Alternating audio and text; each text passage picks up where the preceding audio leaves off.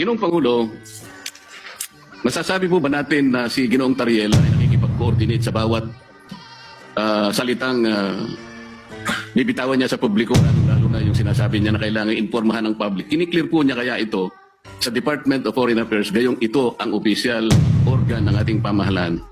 Para sa ganun ay maiwasan po natin ang lalo pang pagkakamali. Sa tingin ko po, Mr. President, dahil meron tayong pong presumption of regularity, lalo na sa pagitan ng lehislatura at saka ng executive, opo, nananalig ako na nagko-coordinate si Commodore Tariela, nagko-coordinate ang buong National Task Force on the West Philippine Sea sa lahat ng mga departamento na bumubuo at gumagabay sa kanila, lalo na ang Department of Foreign Affairs. Alam po ninyo, nakausap ko ang Secretary of the Department of Foreign Affairs.